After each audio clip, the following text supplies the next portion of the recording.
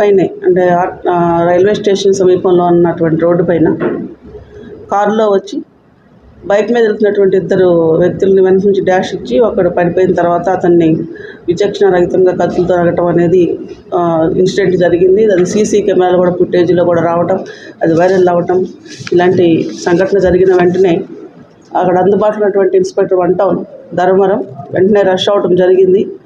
ఎక్యూజ్డ్ని ఎవరనేది చెప్పి identification CC footage ద్వారా చేయడం జరిగింది. ఈ చనిపోయినటువంటి వ్యక్తి రౌడీ షీటరు. ఇతను 1.5 months క్రితమే జైలు నుంచి రిలీజ్ అవ్వడం జరిగింది.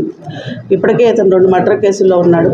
కేవలం 15 రూపాయల కోసం ఒక ఏజ్డ్ పర్సన్ని ఆటో డ్రైవింగ్ విషయంలో మర్డర్ చేయడం జరిగింది 2 years బ్యాక్. తర్వాత రీసెంట్గా ఒక 6 months లోపల ఒక ఒంటరి మహిళను కూడా అతను మర్డర్ చేయడం జరిగింది ఇల్లీగల్ కాంటాక్ట్ పెట్టుకొని.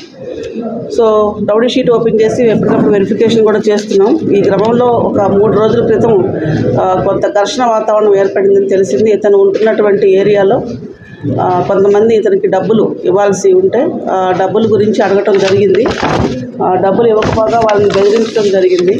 అలాగే ఆ లొకాలిటీలో నేను గతంలో కూడా మర్డర్ చేశాను, నేను మళ్ళీ కూడా వాళ్ళని ఏమైనా చేయగలదని చెప్పి ఇతను ఒక సవాలు విసరటం అనేది మాట్లాడటం జరిగిందని చెప్పి తెలిసింది. అలాగే నా తండ్రిని చంపిన వాడిని వాళ్ళ తండ్రిని చంపాను, ఇతను కూడా చంపగలను, వాళ్ళని కూడా చంపగలను ఇతను మాట్లాడటం జరిగింది. దీనిపైన ఆ కుటుంబ సభ్యులకు తెలిసి ఎవరైతే గతంలో మర్డర్ చేయబడ్డాడో ఆయన కొడుకులు బాలకృష్ణారెడ్డి, తర్వాత అతనికి సమ్ ఫ్రెండ్స్ సయ్యద్ ఇలియాజు, డైరంగుల ఆంజనేయులు అనే వాళ్ళని తీసుకొని ఒక ప్లాన్ ప్రకారమే ఇతన్ని వెంటాడి కత్తులు కూడా ధర్మవరంలో మార్కెట్లో కొన్నామని చెప్పారు. వాటిని కూడా సీజ్ చేయడం జరిగింది. సెల్ ఫోన్లు సీజ్ చేయడం జరిగింది. వీళ్ళు మొత్తం ప్లాన్ చేసుకుని ఇతను ఆగడాలు ఎక్కువైపోతున్నాయి అని చెప్పి ఇతన్ని మర్డర్ చేయడం జరిగింది. చనిపోయిన వ్యక్తి పేరు లోకేంద్ర. ఇతనికి రౌడీ షీటరు. ఇతనికి ఎటువంటి వృత్తి లేదు. కొంతకాలం ఆటో డ్రైవర్గా పనిచేసి తర్వాత నుండి వేగపంటగా తిరుగుతున్నాడు.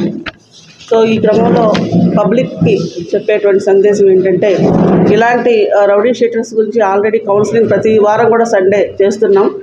అయినప్పటికీ వాళ్ళ ఆగడాలు కానీ వాళ్ళు ఏమైనా మిస్బిహేవ్ కానీ అలాంటిది ఉంటే ఖచ్చితంగా డైల్ 100కి 112కి సమాచారం ఇవ్వాల్సిందిగా కోరుతున్నాం.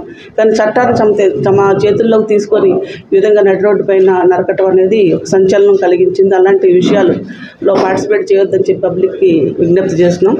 అలాగే ఆవేశాన్ని కూడా అదుపులో ఉంచుకోవాల్సినటువంటి అవసరం ఉంది. ఆల్రెడీ అతని పైన రౌడీ షీటర్ ఉంది కాబట్టి మళ్ళీ ఇలాంటి బెదిరింపులు అలాంటివి ఉంటే కంప్లైంట్ ఇస్తే ఇంకా స్ట్రింజెంట్ యాక్షన్, పీడీ యాక్ట్ అలాంటి వాటికి వెళ్ళడానికి అవకాశం ఉంటుంది. ఫ్యూచర్లో ఇలాంటి సంఘటనలు జరగకుండా ముఖ్యంగా ధర్మవరం పట్టణంలో రౌడీ షీటర్స్ అందరికీ కౌన్సిలింగ్ చేయడంతో పాటు ఫర్దర్ యాక్షన్కి కూడా మేము ప్రిఫర్ చేయడానికి డిసైడ్ చేశాము.